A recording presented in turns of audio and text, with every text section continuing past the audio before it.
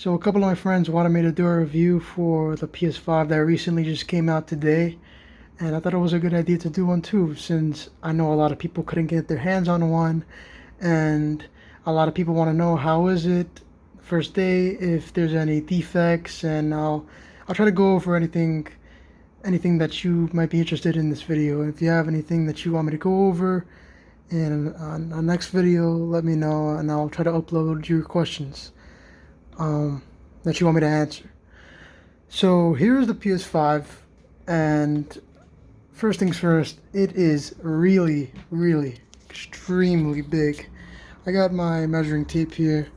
Let me try to measure it real quick. The height is extremely big. It is about 15 inches, the height, and I would say the width would be 9 inches long, give or take. It's really big. I would say that it is an extremely big console. It took up at least 3/4 of my TV, excluding the TV stand. So it's extremely big, and it weighs about 9 pounds, give or take. So that's the first thing that I noticed. The second thing that I noticed when I started playing games is that the loading times are very short. So let me go ahead and load up a PS4 game, for example. I'll load up Apex Legends. There we go. It just boots up automatically. It doesn't ask you if you want to close the application. It already knows. So there we go. My people who do play Apex Legends, you already know that it takes about 15 to 20 seconds to boot it up, and it instantly boots up within 3 seconds. And here we go. You see? It loads extremely fast. And the next thing that I noticed when I started to boot up games is that notifications start to appear on the top right of the screen. So any trophies that you get, any notifications that you get, messages, anything will appear on the top right corner of the screen. I haven't noticed any settings that change that. Me personally, it doesn't really matter, but that's the third thing that I noticed. The fourth thing that I noticed is when I hopped into a game of Apex Legends, the frame rate was incredible.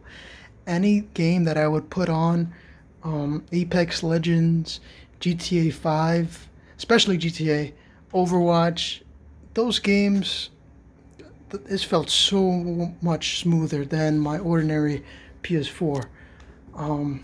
It felt really smooth, and I'm not joking. It was way more smoother than my PS4, and it just felt like a console, a next gen console. It felt like a next gen console. But the next thing that I noticed was, I would say when I hopped into try to see this game, Astro's Playroom, it gave a feel of what the controller was gonna feel like, and I'll show the controller right now. This is the PS5 controller. The triggers, I'm pretty sure you've guys seen this already, but it tries to get you to know and notice all of the PS5 controller DualSense controls. So adaptive triggers, haptic feedback, all of that, I could feel it, and it felt really nice, and it felt like what they were advertising. The adaptive triggers are no joke. When you pull back on a bow, it feels like you would pull back on a bow. It would not feel like a DualShock controller. For example, Horizon Zero Dawn, if anybody has played that game before, it felt like a normal trigger. But if you pulled back on a bow on this game, it would feel intense, and it would take up a little bit of time to pull back on the trigger, and it would restrict you. It would restrict you to a point where, like, wow, I'm not sure if I can even pull back even more. But that's the adaptive triggers. Haptic feedback is vibration. If you guys don't know what that is, haptic feedback Let's say if there was rain in the game, it would feel like droplets on the controller. It feels nice. It feels like you're actually in the game. If you also got the newest headset that they advertised, the 3D Pulse headset, it's 3D audio, so any noise that comes from the right side of the screen, you would hear it on the right side of your ear. Vice versa if it was on the left side. So that was the next thing that I noticed. Not the third thing. I would say the next thing that I noticed when playing the PS5 and when figuring out everything for the PS5 would be when I went to my profile. I went to games and I noticed that it showed how many hours I played on my PS4 and PS5 games. So as you can see here, Apex Legends, it would show that I played 954 hours, and that's a good amount. When I went down to Overwatch, it would show 3,113 hours. Now I can do this for any profile that I choose on my PS5, or any friends, any profile that I search on my PS5. It can show that. And let me see if I could try to pull that up right now. A random friend. So let's pull up a random friend. And it would show that my friend has played 828 hours. So this feature is only effective if the person of the profile has their privacy settings open to the public.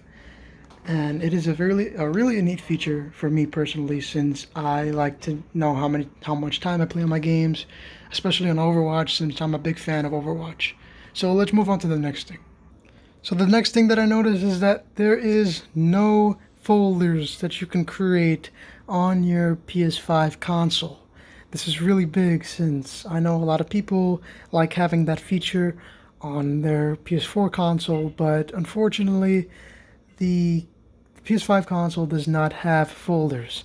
What they do have is a library that is really quick and easy to access. You pull up the library, it's like it's categorized into what you have installed and PlayStation Plus games that you have added to your collection, and if you have PlayStation Now, it would pull up to PlayStation Now. So that is a really cool feature, but I wish they would have implemented a folder system into the PS5 console. While I was eating my lunch today, I decided that I wanted to watch YouTube and on my PS5, but unfortunately YouTube isn't playable on the PS5. It is only playable on the PS4, and this can be a huge one for a lot of people, and Twitch as well, and I believe Netflix and Funimation and Crunchyroll. So these 5 applications are not, as far as now, is not playable on the PS5 console, which is also huge because I like watching my YouTube on my PS4, and I was hoping that I could have done it on the PS5, but unfortunately right now it is not supported. Hopefully in the future, and probably in the future, that PS5 console will support these applications. Okay, now that we've gone into the internal contents of the console, I decided that I wanted to review next the actual console itself. So starting off, I got the disk drive, which was the only console that was available on my GameStop 2 months ago when I tried to pre-order. It was a good investment, and I feel like it was also a good decision. So starting off, we have one USB port on the front and a USB-C port on the bottom of that USB port. Now, a lot of you might say that, wow, that's only a few, that's like 2. You only have one option. Well, lucky for you, there are 2 more USB ports on the back that you can use for an extended storage on the PS4, like an extended storage hard drive that you can use, or anything else. Any USB hard drive that you could put there in the back. I would recommend you getting one if you don't. That is a really big deal. I think that only one would not suffice. 3 is a really good number for the USB ports. I don't think they had that on the PS4, and if they did, I never noticed. But 3 is more than enough. Next thing that I wanted to review is the sound on the PS5. Now, there are no complaints coming from me that the sound is an issue from the PS5 console. I hear nothing when I game, which is amazing, and I appreciate that from Sony, that they didn't give me a console that would sound like a jet engine. Maybe that's because this is only from day one, but I have not heard any sounds coming from the console when I started to play any games that were high in gigabytes or any type of game. And I really do appreciate that. And I know a lot of people would appreciate that too. But it also varies. So if your console is on a tight space, it will catch dust very easily and it will start sounding like a jet engine. But luckily I take care of my PS5 and my past PS4s. So yeah, that's about it. That's all I have to say about the PS5 console. It is all in all a really good console. I would say that if there was anything that would be improved from the console, it would be to add more applications, because a lot of players like to watch YouTube on their PS4, so it would have been convenient to add those applications on the PS5. Those are the only complaints that I have so far. If I have any other updates, I would post them as soon as possible to let people know whether to buy this console or not. But as of now, on day one, there are no defects on the console, 0 defects. And I really do thank Sony for that. And I would 100% recommend getting this console. I hope that anybody that watches this video would learn from anything that I said, and hopefully make a good decision in the future of getting this console. Thanks for watching.